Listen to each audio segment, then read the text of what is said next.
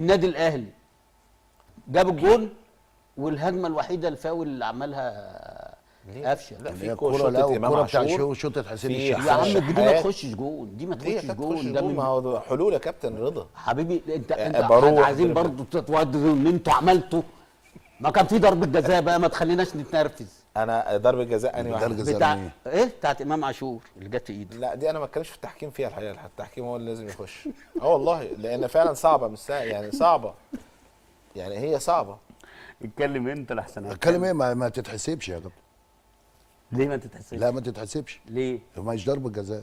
ليه؟ جت في دماغه؟ يا كابتن ما هو في دي وجهات نظر في القانون ان انت الراجل مفيش حاجه اسمها لا يا كابتن مش متعمد. لا مش متعمد، الكره هو الراجل الكره بتطلع مش متعمد. الراجل اللي ضرب مروان عطيه اللي هو بتاع لاعب الترجي اللي في نص الملعب. هي دي الخطأين بتوع الفار، ضربه الجزاء والطرد. ايوه ما نفس الفار يا كابتن كان في ماتش الزمالك ما رجعش للفار بتاع الكوره بتاع زياد كمال. ما فيهاش حاجه دي. لا ازاي يا كابتن ما رجعش ليه المخرج ولا بتاع الفار؟ ما فيهاش حاجه. ما نفس لا ما انت لما اتعادت مره واثنين وعشرة على السوشيال ميديا اللي عمل الهيصه دي كلها جماهير الاهلي، وبكره هتسمع الهيصه دي على ضربه جزاء بتاعت امام عاشور اللي جت في ايده بقى.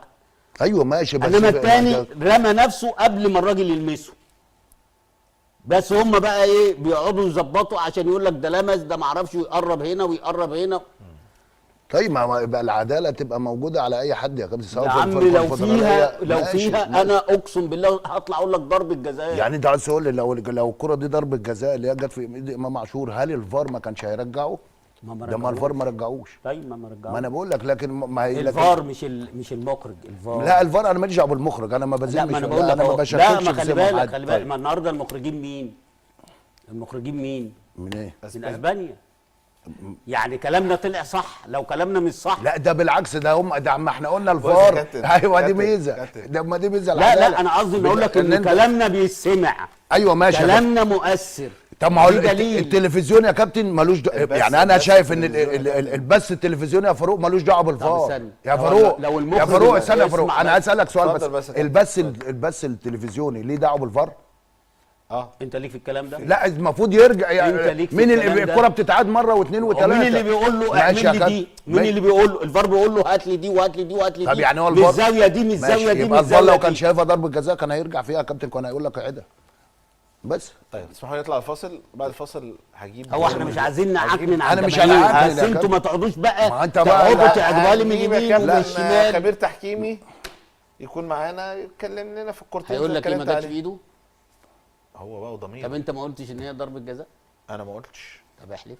لا انا ما شفتش، انا شفت الكوره جت في ايده ورحمه بابا. شفت الكوره جت في ايده، بس انا ما اقدرش اقول ضربه جزاء ولا لا، لان هو قانونا الحكم هو اللي يقول، لان هي في حاجه غير متعمده. لا مش الحكم، هنا الفار. هي جت في ايده بقى؟ هي جت في ايده. انا بقول لك هي جت في ايده. لان الحكم ساعتها كان واقف كده. فالكره لما طلعت هو ما لحقش يشوفها. في فار بقى يا كابتن، الفار هو الفار بقى هو المشكله. ما انا هنرجع. ما الفار برضه يفرق الكره بتطلع من 18 سريع فخبطت في ايد امام الراجل بتاع الافريقي. عشان كده هو ما رضيش يطلب روجر اوهولو. طيب هطلع لفاصل، وعقبال ما نخلص الفاصل نجيب لك خبير تحكيم.